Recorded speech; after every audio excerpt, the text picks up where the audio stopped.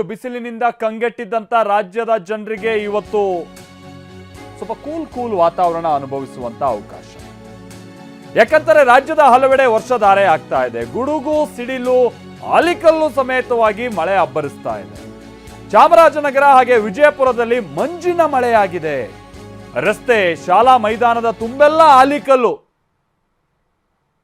ಮಳೆ ಓಕೆ, ಸಮಸ್ಯೆ ಇಲ್ಲ. ಆಲಿಕಲ್ಲು ಮಳೆ ಬಂದರೆ ಸಮಸ್ಯೆ ಆಗ್ಬಿಡುತ್ತೆ. ಯಾಕಂತ ಅಂದರೆ ಈ ವೆಹಿಕಲ್ಗಳು ಗಾಜು ಹೊಡೆಯೋದು, ಮತ್ತೊಂದು ಈಗ ಯಾರು ಹೊರಗಡೆ ಓಡಾಡ್ತಾ ಇದ್ದಂಥವ್ರಿಗೆ ತಲೆ ಮೇಲೆ ಏನೋ ಕಲ್ಲು ಹೊಡೆದಂಗೆ ಆಗೋದು, ಮನೆಯ ಹೆಂಚುಗಳು ಒಡೆದೋಗೋದು, ಈ ಥರದ್ದೆಲ್ಲ ಸಮಸ್ಯೆ. ನಿಮಗೆ ಕೆಲವೊಂದು ವಿಜುವಲ್ಸನ್ನು ನಾವು ತೋರಿಸ್ತಾ ಹೋಗ್ತೀವಿ, ಹಂಗೆ ನೋಡ್ತಾ ಇರಿ.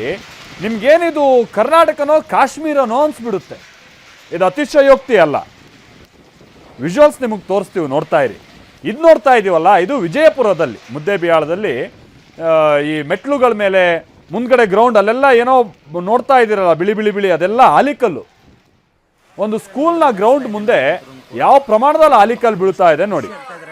ಆಮೇಲೆ ಅವೇನು ಸಣ್ಣಾಟದ ಆಲಿಕಲ್ಲಲ್ಲ, ಕೆಲವೊಂದಂತೂ ಕಲ್ಲುಗಳಿದ್ದಂಗಿದ್ದಾವೆ. ಮಕ್ಕಳಿಗೆಲ್ಲ ಭಾಳ ಖುಷಿ.